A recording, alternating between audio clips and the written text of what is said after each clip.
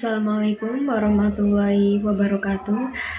Perkenalkan, nama saya Puspa Arwinda Nurmayulita dari tingkat 1B Prodi Rekam Medis dan Informasi Kesehatan Poltekkes Kemenkes Tasikmalaya.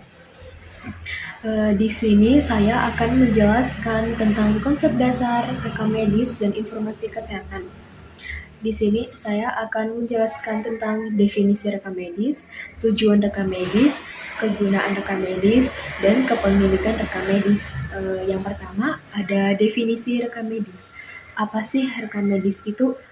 Dan menurut saya pribadi, rekam medis adalah berkas atau dokumen yang berisi tentang identitas pasien, pemeriksaan, pengobatan, serta tindakan yang ditulis oleh dokter, perawat, atau tenaga kesehatan lainnya, baik secara manual ataupun elektronik. Menurut Permenkes nomor 269 tahun 2008 tentang rekam medis, pasal 1 ayat 1 adalah berkas yang berisikan catatan dan dokumen tentang identitas pasien, pemeriksaan, pengobatan, serta tindakan medis lain pada sarana pelayanan kesehatan untuk rawat jalan, rawat inap, baik di pemerintah ataupun swasta. Nah, selanjutnya ada tujuan rekam medis. Apa sih tujuan rekam medis itu?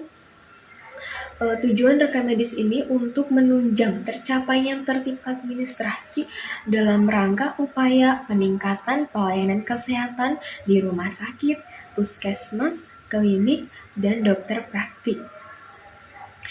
Kemudian ada kegunaan rekam medis.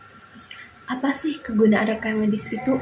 Kegunaan rekam medis biasa disingkat dengan ALFRED, yaitu ada administrasi, legal, finansial, riset, edukasi, dan dokumentasi.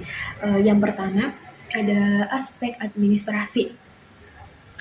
Di dalam berkas rekam medis mempunyai nilai administrasi karena isinya menyangkut tindakan berdasarkan wewenang dan tanggung jawab sebagai tenaga medis dan paramedis dalam mencapai tujuan pelayanan kesehatan. Yang kedua, ada legal atau aspek hukum. Suatu berkas rekam medis mempunyai nilai hukum karena isinya menyangkut masalah adanya jaminan kepastian hukum atas dasar keadilan.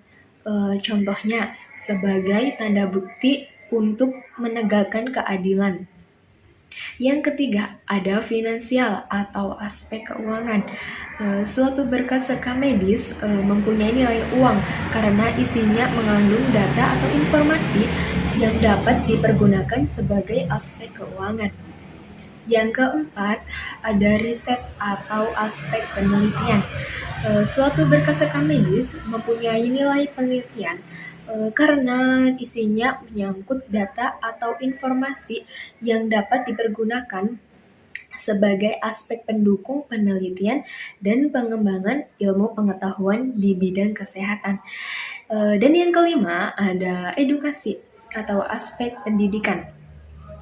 Suatu berkas rekam medis mempunyai nilai pendidikan dapat digunakan sebagai bahan atau bahan referensi pengajaran di bidang profesi pendidikan kesehatan.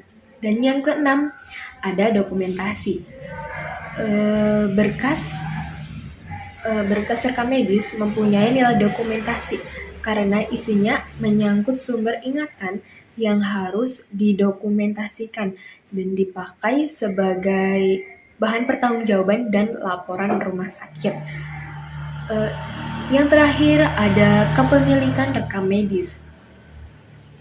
Nah, berdasarkan Permenkes Republik Indonesia nomor 269 tahun 2008 tentang rekam medis pasal 12 ayat 1, 2, dan 3.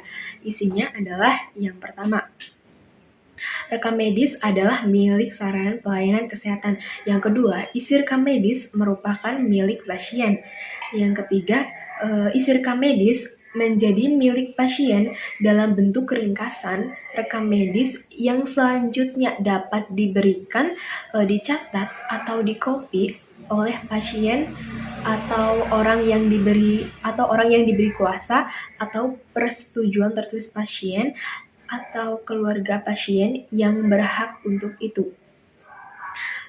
Sekian dari saya. Apabila ada salah kata, mohon dimaafkan karena kesempurnaan hanya milik Allah. Sekian dari saya. Wassalamualaikum warahmatullahi wabarakatuh.